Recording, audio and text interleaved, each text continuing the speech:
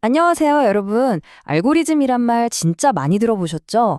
근데 막상 그게 뭐야? 하고 물어보면 좀 막막하잖아요. 오늘 제가 그 알고리즘이라는 개념 아주 속 시원하게 한번 파헤쳐 드리겠습니다. 네, 알고리즘. 요즘 뭐 어디서나 들리는 말 같아요.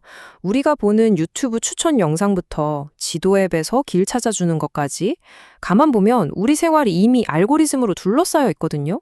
근데 대체 그게 정확히 뭘 의미하는 걸까요?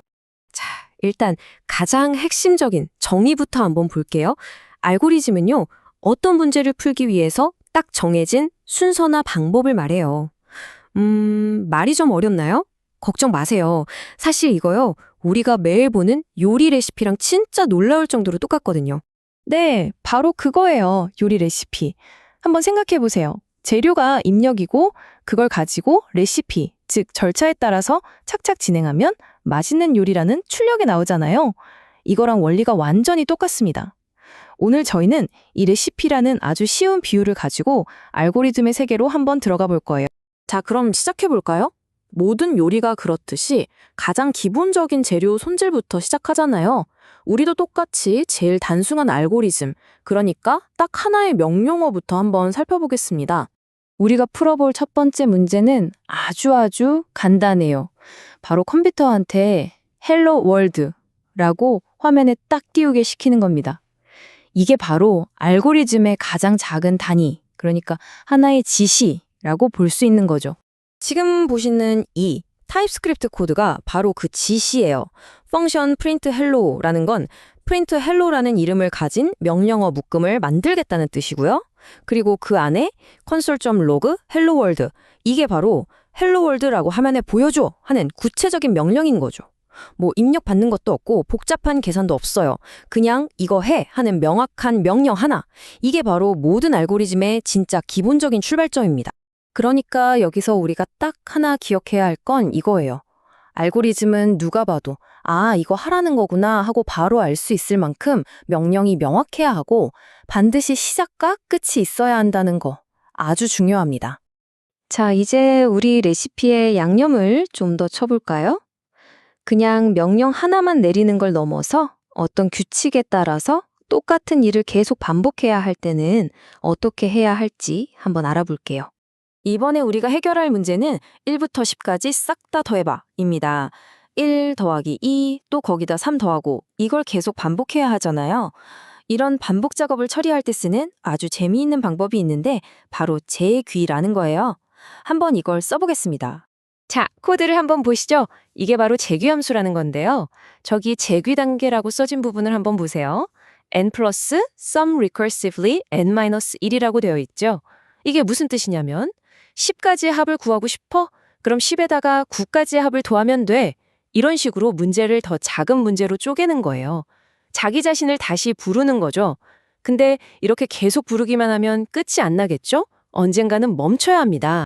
바로 그래서 저기 맨 위에 있는 기저 조건 if n이 small than 1, return 1, 이 부분이 진짜 정말 너무너무 중요한 겁니다. 이건 일종의 멈춤 신호예요. 더 이상 쪼갤 수 없는 제일 작은 문제, 즉 n이 1이 되면 그냥 1을 내뱉고 이제 그만해 라는 명확한 신호죠. 이 신호가 없으면요, 컴퓨터는 영원히 자기 자신을 부르면서 무한 루프에 빠져버리는 거예요. 요리 레시피에 5분에서 20분만 구우세요 하는 종료 시간이 없으면 어떻게 되겠어요? 타버리겠죠? 그거랑 똑같습니다. 요리하다 보면 꼭 차가운 버터를 쓰세요 라던가 반죽은 1시간 숙성시키세요 같은 조건들이 있잖아요. 알고리즘도 똑같습니다. 제대로 작동하려면 지켜야 할 제약 조건이라는 게 있어요. 이번엔 그 중요성에 대해 한번 알아보죠. 자, 여기 좀 재미있는 문제가 하나 있어요. 어떤 숫자에서 출발해서 1씩 계속 더해가면서 숫자 0을 만드는 기계를 만든다고 한번 상상해 보세요. 이 기계가 임무를 완수하려면 맨 처음 시작하는 숫자가 어때야 할까요? 어떤 조건이 필요할까요? 맞습니다.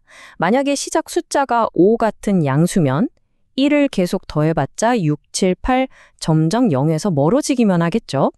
영원히 0에 도착할 수 없어요. 그래서 이 코드를 보면 계산을 시작하기도 전에 if start value 더 0이라는 조건문으로 먼저 체크를 하는 거예요. 혹시 양수가 들어왔니? 그러면 이건 실패야. 라고 알려주고 바로 프로그램을 끝내버리는 거죠. 이게 바로 제약 조건을 똑똑하게 처리하는 방법입니다. 결국 이겁니다. 알고리즘은 그냥 아무거나 집어넣어도 뚝딱 답이 나오는 마법 상자가 아니라는 거요. 문제에 딱 맞는 조건, 이 제약 조건을 만족하는 재료가 들어왔을 때만 비로소 제대로 된 답을 찾아주는 아주 논리적인 설계도 같은 거죠. 자, 이제 드디어 알고리즘의 꽃이라고 할 수 있는 효율성에 대해 이야기해 볼 시간입니다. 생각해 보세요. 똑같은 파스타를 만들어도 동네 식당이랑 전문 셰프는 속도나 맛, 모양이 다르잖아요. 알고리즘도 똑같습니다. 얼마나 더 효율적으로, 더 우아하게 문제를 푸느냐가 중요하죠. 여러분, 눈앞에 카드 수만 장이 숫자가 뒤죽박죽인 채로 쫙 깔려 있다고 상상해 보세요. 이걸 가장 빠른 방법으로 1부터 순서대로 쫙 정리하려면 어떻게 해야 할까요? 바로 이럴 때 알고리즘의 효율성이 진짜 빛을 발하는 순간입니다. 정렬하는 방법도 진짜 여러 가지가 있는데 그 중에서도 퀵소트라는 게 아주 유명하고 효율적이기로 소문난 녀석입니다. 이 퀵소트의 힘은 어디서 나오냐면 분할 정복이라는 아주 영리한 전략에서 나와요. 간단히 말하면 일단 기준점을 하나 딱 잡아요. 그리고 그 기준보다 작은 애들, 큰 애들로 팀을 나눈 다음에 각 팀 안에서 또 정렬을 하는 거죠. 자, 이게 어떻게 돌아가는지 다음 장에서 자세히 한번 볼게요. 자, 분할 정복 전략 이렇게 하는 겁니다. 첫 번째, 일단 카드 뭉치에서 기준이 될 카드, 피벗을 아무거나 하나 뽑아요. 두 번째, 이제 남은 카드들을 이 피벗보다 숫자가 작은 그룹이랑 큰 그룹, 이렇게 양쪽으로 쫙 나눕니다. 어때요? 큰 문제가 작은 문제 2개로 나뉘었죠? 세 번째, 이 나눠진 두 그룹에 대해서 방금 했던 1, 2번 과정을 똑같이 반복하는 거예요. 재규적으로요. 그리고 마지막, 이렇게 각자 정렬이 끝난 작은 그룹들을 다시 합치면 와, 신기하게도 전체 카드가 완벽하게 정렬이 되어 있습니다. 진짜 똑똑한 방법 아닌가요? 바로 이겁니다. 이게 핵심이에요. 그냥 어떻게든 되긴 된다에서 끝나는 게 아니라 얼마나 더 빠르게, 얼마나 컴퓨터를 덜 힘들게 하면서 문제를 푸느냐. 이게 바로 그냥 평범한 방법과 정말 잘 만든 강력한 알고리즘을 가르는 결정적인 차이점입니다. 자, 지금까지 우리가 아주 간단한 것부터 꽤 복잡한 것까지 알고리즘의 여러 얼굴들을 만나봤잖아요. 그럼 이제 이 모든 이야기들을 한번 쫙 모아서 좋은 알고리즘이라면 꼭 갖춰야 할 조건들이 뭔지 깔끔하게 정리해 보겠습니다. 훌륭한 알고리즘, 즉 훌륭한 레시피가 되려면 이 4가지는 꼭 있어야 해요. 첫째, 당연히 재료, 입력과 완성된 요리, 출력이 있어야겠죠. 둘째, 레시피의 각 단계가 누가 봐도 헷갈리지 않게 명확해야 하고요. 셋째, 요리는 언젠가 끝나야 합니다. 영원히 요리할 순 없잖아요. 이걸 유한성이라고 해요. 마지막으로 너무 오래 걸려서 배고파 죽게 만들면 안 되겠죠? 바로 효율성입니다. 이 4가지만 기억하시면 여러분은 알고리즘의 본질을 제대로 이해하신 겁니다.